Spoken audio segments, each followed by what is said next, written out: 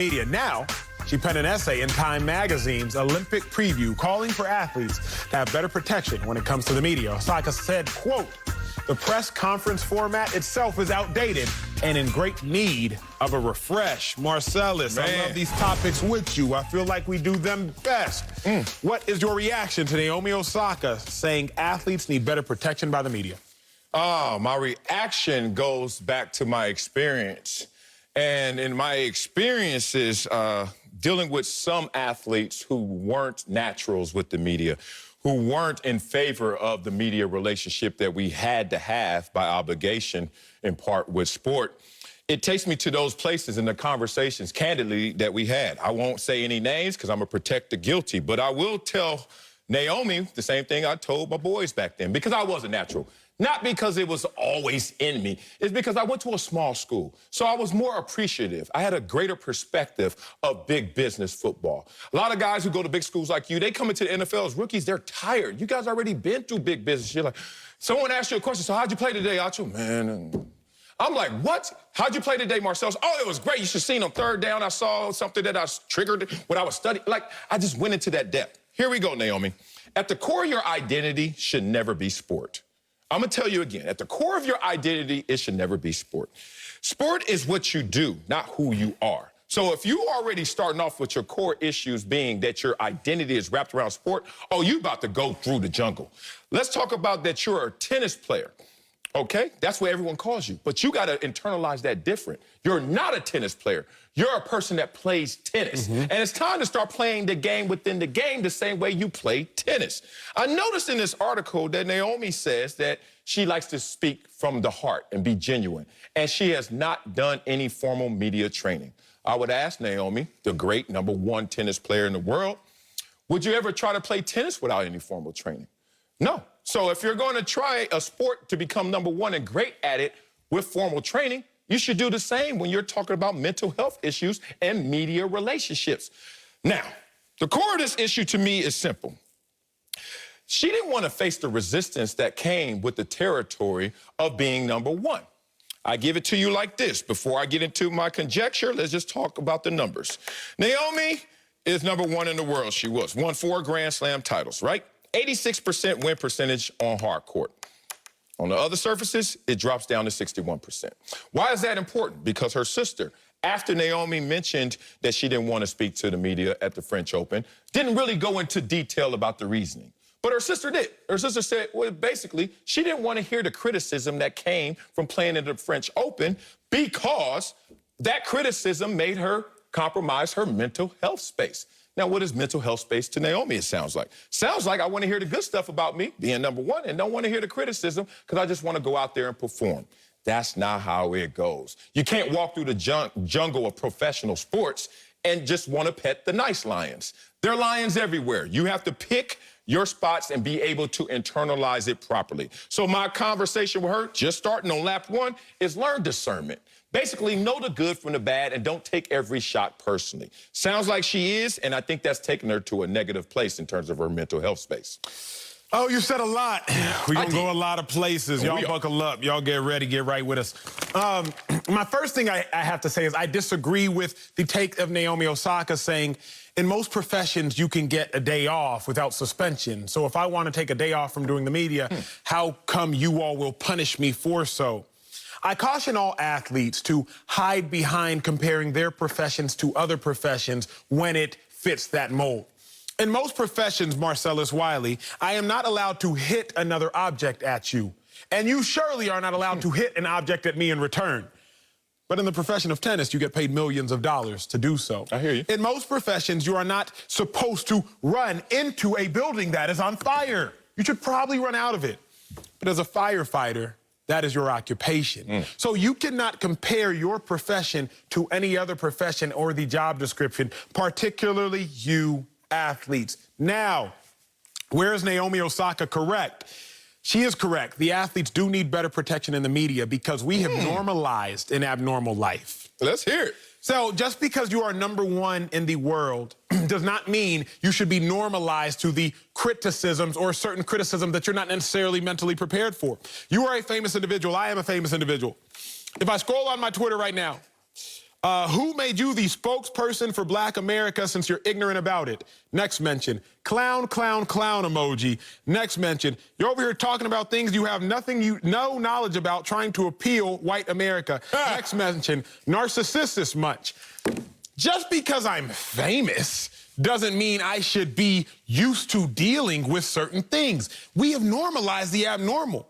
Why in society do me, who's so much lesser than Naomi Osaka, just pick up my phone and now you're dealing with that? Naomi Osaka, she's a professional tennis player, but she's not necessarily a professional therapist. She's a professional tennis player, but she's not a professional psychologist, and yet we're making her have to deal with being professional in so many other regards that she is not necessarily adequately prepped for. The reason this issue, and I do think she needs more protection, is because I've just been thinking about me. I don't know what your life and your mentions look like, but I'm like, yo, I pale in comparison to the great Naomi. And I know what I have to deal with, and I just showed y'all one quick scroll at the top of my mentions. Imagine the stuff Naomi has to deal with both in private media and public media. I do think athletes need more protection. Oh, we're going to do that one already, because I think that's in the rundown to do the protection with Slick Rick the Bucher, but we could get a little of this in, because our show, and then we could get into that as well later. Here's the thing. Athletes don't need any protection. Athletes need selection, not protection, selection. Know what matters and what doesn't. There's an old saying that it doesn't matter what they call you, it's what you pay attention to. Okay. You know, whenever someone, you just read me your mentions in Twitter, I assume. Yes, sir. Because it's negative. Instagram, they nice to me. They love me on IG. Okay, yeah, I was about to say, yeah. They love me there. They got apple pies on IG. yeah, they throwing them hands on Twitter. Okay? But here's the thing. Before you even get to that negative mention or mentions, you had to log on. Of course. Now, when you log on, when you select something in this world, know what comes with it. If you walk into the jungle, them roars ain't hellos. They say, what you want? Now, here's the thing when you're a professional athlete, you're 0.00001% of the people that have ever walked this planet. Yes, sir. Oh, it comes with responsibilities as well. It comes with some expectations. Here's the thing about it. We're all survivalists, so we must protect ourselves at all costs. Now, if you have to protect yourself, when you're playing tennis, you know how you protect yourself? You prepare yourself. Naomi already said she doesn't even prepare herself for these media conversations and the scrutiny. How can I care more than you care? How can I be so concerned that you're not concerned enough to get yourself formally trained to deal with these same issues? I am not going to be that person. I'm also not going to be the person that looks at you and says, okay, you don't want to do those media relationship interviews because you just don't want to. Oh, that's fine. And you're an introvert. I respect that. I'm an introvert. Even though I'm loud, I actually like my boys mad at me from last night. I ain't go out because I'm an introvert. I got my wife, my kids. I'm chilling at the crib. Have we hung out yet? No, Acho, because I'm an introvert. But she's an introvert, but she protests and wears masks to bring attention to causes. Interesting for an introvert to do. Do you? She's an introvert who doesn't want to do media relations, but also does an interview in Time magazine, which is one of the major media outlets, especially in print, that's going to get her more attention. To go back to where? Now, I understand she says that she didn't do this to cause riot, to cause protests. Did you or did you not? Because no one else followed suit with you, no other dominoes fell with you, doesn't mean you didn't try to be disruptive without a destination. So I'm looking at this situation as simple as this. Naomi came to school sick. But we ain't shutting down the school. We're going to take care of you. Naomi, what are your issues? And you're a professional athlete. We talk about this all the time. Biggest, fastest, strongest doesn't get into a line and say you're a professional athlete. Mental attributes come into it as well. We always recognize and reward the physical, capable athletes. That's also the mentally capable athletes as well. Intangibles, the things we can't measure. Why Tom Brady continues to be Tom Brady the Great? It's not just relying on his physical talents.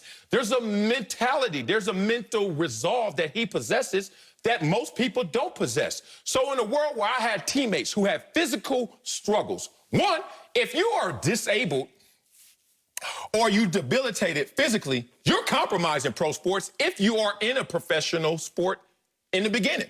Think about it. If you got physical issues, how are you going to play? Okay, here's the same thing. If we're going to respect physical and mental health the same, we're going to have to treat them the same and take the stigma away. Let's do that. Mental compromise issues are going to have to be respected the same and talked about in the same regard as physical.